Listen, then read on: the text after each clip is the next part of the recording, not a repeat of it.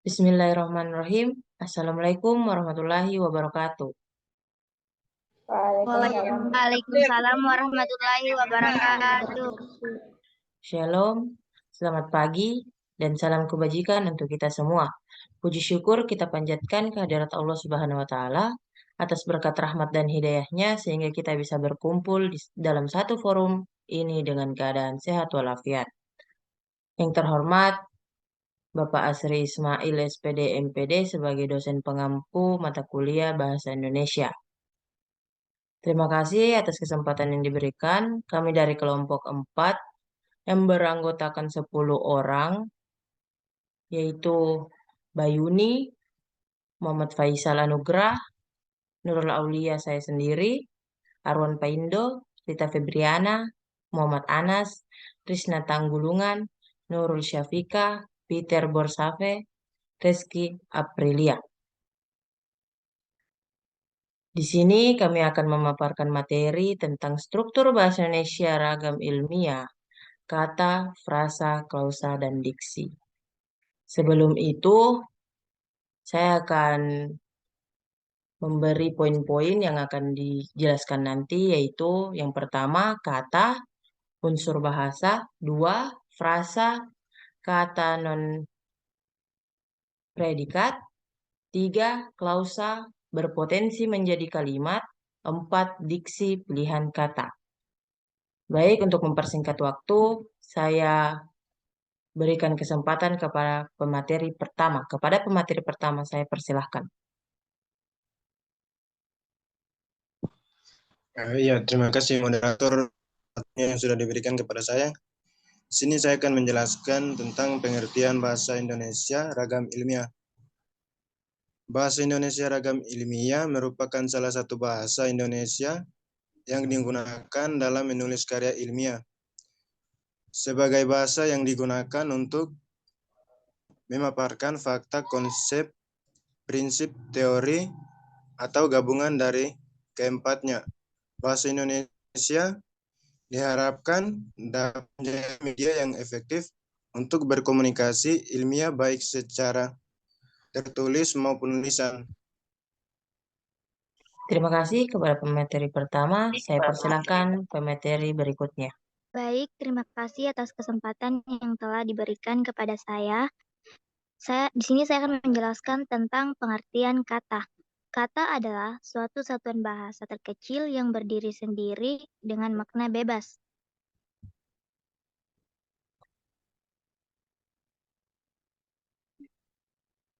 Adapun fungsi kata dan kelas kata, fungsi kata terdiri dari berfungsi sebagai subjek, berfungsi sebagai predikat, berfungsi sebagai objek, berfungsi sebagai keterangan, dan berfungsi sebagai pelengkap. Fungsi kelas kata yang pertama, melembangkan pemikiran atau gagasan. Yang kedua, membentuk macam-macam struktur kalimat serta memperjelas makna gagasan. Yang ketiga, pembentuk satuan makna sebuah frasa, klausa, atau kalimat. Yang kelima, mengungkapkan berbagai sikap. Jenis kata, adapun jenis kata yaitu verba atau kata kerja, nomina atau kata benda, pronomina atau kata ganti, numeralia, adjektiva atau kata sifat, dan adverbia atau kata keterangan. Sekian dari saya alihkan kepada pemateri selanjutnya. Baik, terima kasih atas waktu dan tempat yang diberikan kepada saya. Saat ini saya akan menjelaskan apa itu frasa dan jenis-jenis frasa. Jadi, frasa adalah sebuah makanan linguistik. Lebih tepatnya, frasa merupakan satuan linguistik yang lebih besar dari kata dan lebih kecil dari klausa dan kalimat. Frasa adalah kumpulan kata non-predikatif. Artinya, frasa tidak memiliki predikat dalam strukturnya. Itu yang membedakan frasa dari klausa dan kalimat. Next. Frasa sendiri memiliki 5 jenis, yaitu yang pertama frasa dan kata majemuk, yang kedua frasa eksesentris, yang ketiga frasa endosentris, yang keempat frasa nominal, dan yang terakhir adalah frasa verbal. Demikian saya berikan materi berikut.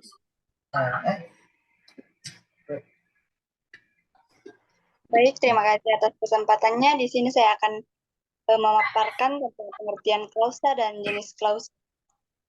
Klausa dalam tata bahasa adalah sekumpulan kata yang terdiri dari subjek dan predikat. Next. Jenis klausa.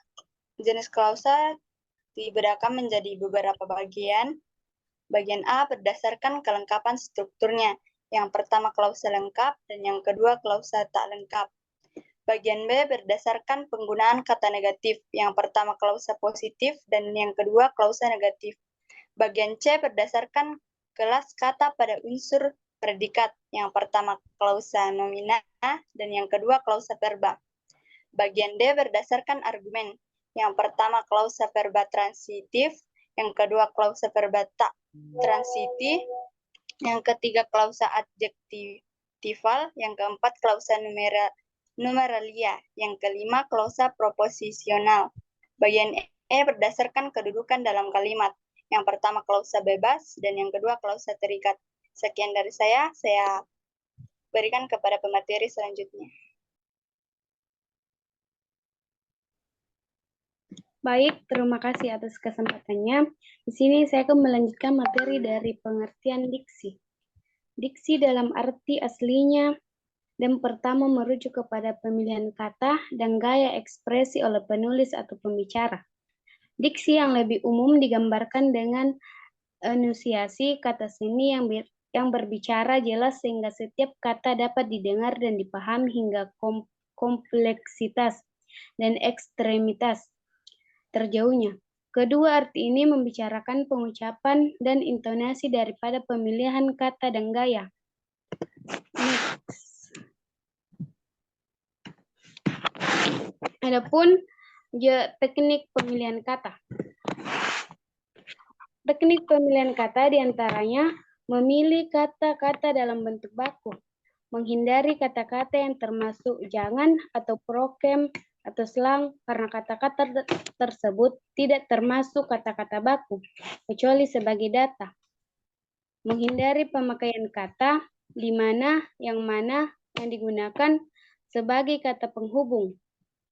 Memilih kata-kata yang lugas, berkemakna dan bermakna. Denotatif bukan makna konotatif atau kias atau metaforis. Memiliki kata-kata bersinonim yang paling tepat, yang memungkinkan satu tafsiran makna yang paling sesuai dengan konteks dan maksud penulis. Memiliki kata-kata yang tidak berkonotasi emotif, memiliki kata-kata dengan tepat, terutama kata ganti, kata kebijaksanaan, dan kebijaksanaan, serta kata dari dan daripada. Memilih kata dalam bentuk prasa dengan tepat, menghindari pengguna prasa yang bersinonim secara bersamaan. Nah, ada yang harus diperhatikan, yaitu ketepatan, kecermatan, dan keserasian. Sekian materi dari saya kembalikan kepada moderator. Baik, terima kasih. Itulah tadi penjelasan dari materi yang telah kami sampaikan. Kurang dan lebihnya mohon dimaafkan. Kami kelompok 4 pamit undur diri karena kalau maju saingannya teman sendiri. Assalamualaikum warahmatullahi wabarakatuh. Waalaikumsalam. Waalaikumsalam warahmatullahi wabarakatuh.